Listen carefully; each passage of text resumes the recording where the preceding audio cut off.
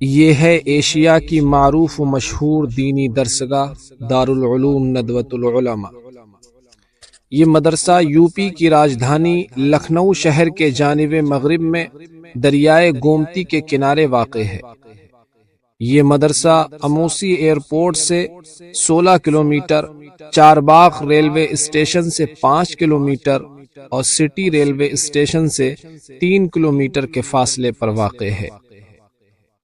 وسیع و عریض خطے پر موجود یہ پرکیف سبستان علم و ادب وہی چھوٹا سا درخت ہے جسے آج سے 124 سال پہلے حضرت مولانا محمد علی منگیری رحمت اللہ علیہ نے اپنے ہاتھوں سے لگا کر اپنے خون جگر سے سینچا تھا۔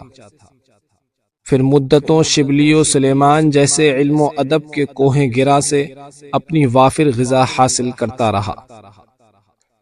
اس کے علاوہ علوم و معارف کے درجنوں گوہر نایاب اس کی شجرکاری کرتے رہے، اور بعد میں مفکر اسلام حضرت مولانا ابو الحسن علی ندوی رحمت اللہ علیہ کی جانفشانی و عرق ریزی سے تناور و تنومند اور باراور ہوتا گیا، اور ہندوستان کی سرحد عبور کر کے عرب ممالک میں اپنی کامیابی و کامرانی کا پرچم گاڑا، اور مغرب کی فضاؤں میں بھی اس کے نغمے گونجنے لگے۔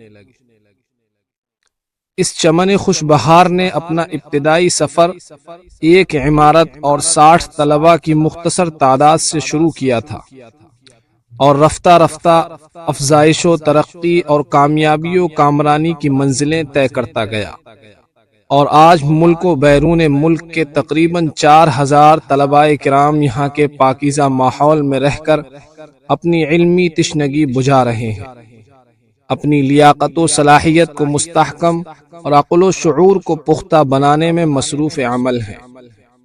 اور آج طلباء کرام کے قیام کے لیے دارالاقامہ میں درجنوں خوبصورت عمارتیں اور ہزاروں کشادہ کمروں کا بہترین نظم و نسق ہو چکا ہے۔ یہ ہے عباسیہ بلڈنگ۔ اس کی بنیاد 1908 میں رکھی گئی تھی۔ یہ خوبصورت عمارت صدر گیٹ کے داہنی جانب واقع ہے۔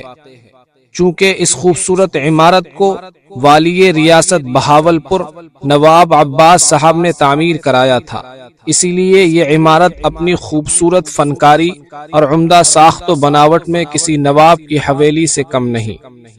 اس عمارت کو بڑے ہی نفاست اور سلیقہ مندی سے تیار کیا گیا ہے۔ اس بلڈنگ کے اگلے حصے میں بالکل رومی گیٹ کے طرز پر تقریباً 20 فٹ بلند ایک گیٹ بنا ہے، جس میں 3 در بنے ہوئے ہیں۔ اس کے اوپری حصے میں رومی گیٹ کی طرح لونگ کے نقشے بنے ہیں، اور باریک تراش و خراش کے ذریعے خوبصورتی پیدا کرنے کی کوشش کی گئی ہے۔ تہ بتہ اس 3 منزلہ عمارت میں چند مینارے بنے ہوئے ہیں۔ بعض مینارے کے اندر گھماؤدار زینے ہیں جو اوپر کی منزل کو جاتے ہیں۔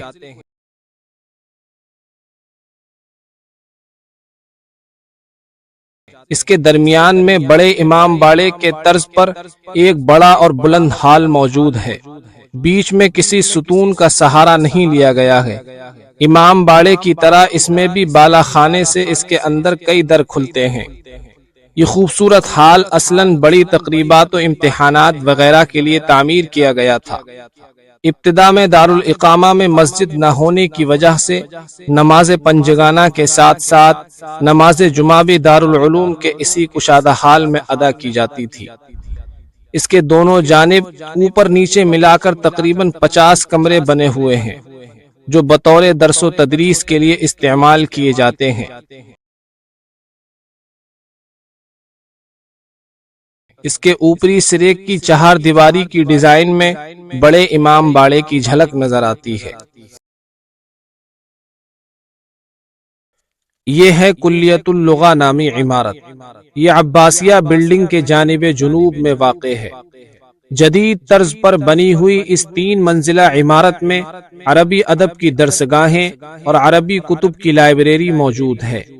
اسی عمارت میں دارالعلوم کے سابق شیخ الحدیث حضرت مولانا حیدر حسن خان ٹونکی کی طرف منسوب وہ خوبصورت اور وسیع ہال بھی موجود ہے جہاں عربی پروگرام منعقد ہوتے ہیں، اور علمی دنیا سے تعلق رکھنے والے مہمانوں کے ساتھ گفت و شنید اور افہام و تفہیم کی مجلسیں بھی منعقد ہوتی ہیں۔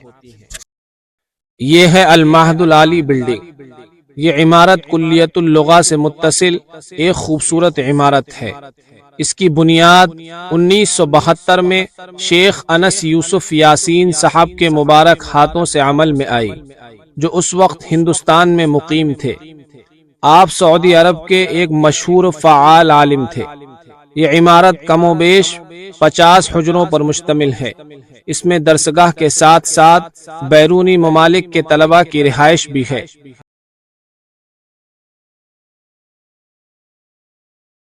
چونکہ اس میں تھائی لینڈ کے طلباء کی کثرت ہوتی ہے، اسی لیے یہ تھائی لینڈی بلڈنگ کے نام سے بھی مشہور ہے۔ یہ ہے عالیہ ثالثہ، رابعہ اور علیہ اولی شرعیہ وغیرہ کی درسگاہیں۔ نئے طرز پر بنی یہ ایک خوبصورت 3 منزلہ عمارت ہے، جسے نئی درسگاہ کے نام سے موسوم کیا جاتا ہے۔ یہ ہے مولانا شبلی نعمانی لائبریری۔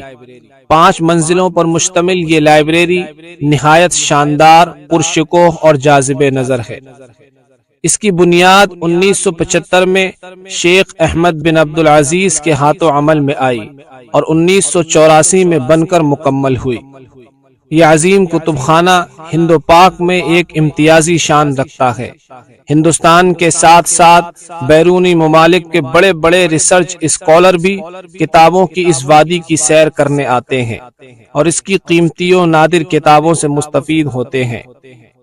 اس میں مختلف علوم و فنون جیسے تاریخ و تفسیر، عقائد و سیر، احکام و مسائل، فقہ و فتاوی، اصول فقہ و اصول حدیث، منطق و فلسفہ، شعر و سخن، لغت و ادب، طب و فلکیات، سوانح و حیات، خطبات و مقالات، سلوک و تصوف اور سیاست و قیادت پر مشتمل متعدد زبان میں کتابوں کا بہت بڑا ذخیرہ موجود ہے۔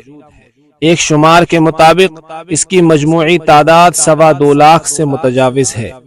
اس کے علاوہ عربی، فارسی اور اردو زبان میں تقریباً 5000 مخطوطات بھی موجود ہیں۔